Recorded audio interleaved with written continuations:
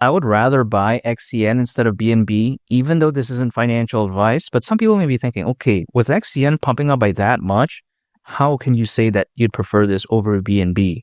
XCN is nearing its peak.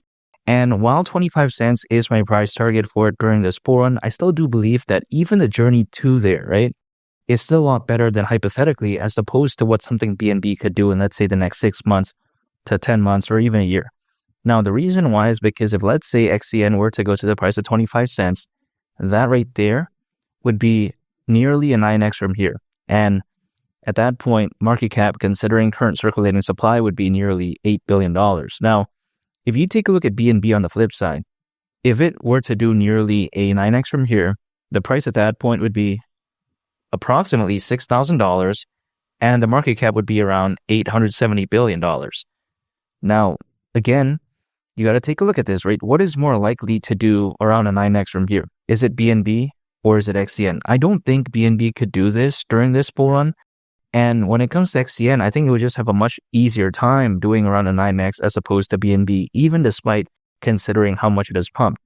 Now, people may be thinking that, okay, yeah, the BNB chain is so amazing and the BNB smart chain ecosystem is so dynamic. Well, you got to take this into consideration. Even according to Crypto.com research, back in 2023, slightly over 2% of the crypto hacks that happened that year actually occurred on the BNB smart chain ecosystem.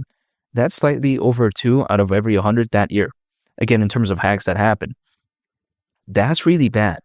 I'm not going to sit here and say that Onyx has better adoption than something like that. I'm not going to sit here and say that. However, the way I view it is that when it comes to something like that, that's very unacceptable. When you take a look at XCN, aka Onyxcoin, it is the native token of the Onyx protocol, which is a decentralized blockchain infrastructure focused on improving financial services. And now when I say this, some people may be thinking, okay, why is that so special? Take a look at XRP, XLM, aka, Stellar and Ripple again, right? They think that, okay, this is not too revolutionary compared to that. But I think sometimes piggybacking off the hype of them is already more than enough to be very successful, because take a look at what was kind of like the unique selling point of BNB. Everyone thought it was going to be the next Ethereum, which is why it did very well. And naturally, of course, with the Binance, association there, you take a look at, for instance, of course, the ecosystem did grow along with the ride. But when you take a look at something like XCN, I don't think it's ever going to defeat BNB, by the way. I'm just going to clarify that. However, just kind of being in the same market and having good enough fundamentals to stand out and having good enough exposure as well to really, be able to be noticed, that right there is often enough. Just take a look at something like Pepe, for instance. Just because it's a meme coin that people thought was going to be the next big one, they thought it was going to be the next Shiba Inu and Dogecoin, take a look at how well that's done. Even though Pepe isn't revolutionary at all, Onyx, I'm going to say that it's actually not that revolutionary compared to something like Ripple or, let's say, Stellar, like XDC. It's not like something that is groundbreaking or unique or anything like that. But then just because by proxy, right, because it's, listed in a bunch of these major exchanges, like for instance, you take a look at Coinbase, Kraken, KuCoin, Gate.io, and at the same time, having somewhat of that association being in the same market as Stellar, Ripple, XDC, that was enough to see what we're seeing as of right now when it comes to XCN, which is doing very well. But again, 25 cents, that's still my price target for this bull run, because when I consider the positive trajectory for XRP and XLM, I think eventually a lot of it is going to trickle down to something like XCN. We're seeing a glimpse of that as of right now, but I think better days are ahead. Take a look at also, when it comes to XDC, why is XDC so massive? It's because a lot of the people who were bored with XRP and XLM, they moved on to XDC. Now, a lot of the people who are even more bored of XRP, XLM, and even to a certain extent, maybe some of those who hold XDC, they're moving towards XCN. And people usually in this space, they gravitate towards two projects, right? They always want to acquire two for whatever reason. It's like when they believe in XLM, they want to get XRP, but then vice versa. If they get XRP, they want XLM. But personally for me, I view this as XDC and XCN. That's my tandem right there. That's my dynamic duo. Now, some people, they may switch it up. They may get like XRP and XDC or like XLM and XDC, right?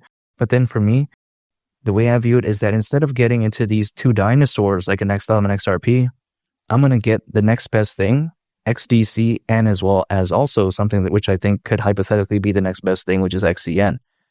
Now, people may be thinking, okay, Onyx, again, the Onyx protocol, right? It doesn't have the best adoption. Like, what is it even really associated with? And again, it doesn't even really matter because I mentioned this throughout all my videos that in the current space that we are in as of right now, I'm not talking about what it could be 10, 15 years, 20 years down the line.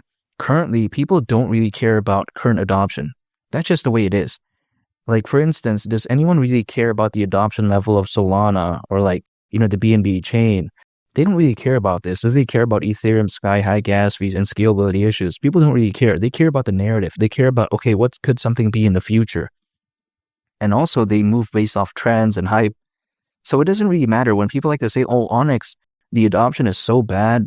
This is trash, all this. Well, it doesn't really matter in its current form. It's like, for instance, making cars in the early 1900s was having a stereo or like, having these 25-inch rims or whatever the case may be. Was that an important factor back then? I highly doubt that. I don't think people really cared about that back then. You know what I mean? So the way I view it is that it's kind of no different. When something is first in its beginning stages, people don't really care about, these minute small details, right? It's still in its beginning stages. People are willing to forgive all of the small mistakes. And like in this case, let's say not having the best adoption, people don't really care. They more so care about the narrative. And XCN, again, 25 cents, I really don't see why not. Take a look at how amazing this run could be. There's currently over 600 million crypto owners. That's ridiculous right there. People like to say 2021 was fantastic, but actually during the peak of that bull run, there was roughly only around 300 million crypto owners. Now, again, we have over 600 million, according to Crypto.com research. I think this bull run could be so legendary, but it's just a matter of time. I get it. Some people are saying, oh, wow, it's waiting too long, all this. Well, again, XCN has done very well. And I don't see why, let's say, waiting, even as a worst case, maybe let's say near the end of 2025, I don't see why that's so bad.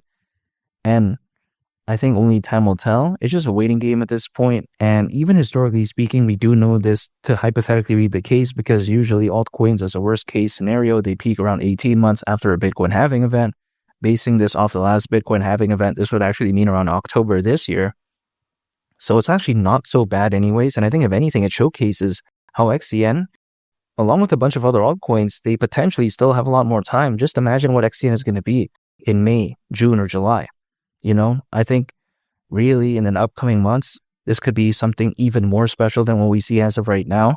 I'm not saying BNB is going to perform badly, but I think XCN is going to greatly outperform BNB in terms of percentage increase, which is why I think it's the winner here for me. And I do prefer XCN over BNB any day of the week. I still think it has much better hypothetical upside percentage-wise when compared to BNB, even though BNB does have a lot more fans and more hype. And again, 25 cents for XCN is still my price target for this bull run. And make sure to subscribe if you gained value from this video. I'd greatly appreciate it. It's Mali the Captain, and I'll catch y'all on the next one. I'm out. Peace. Bye.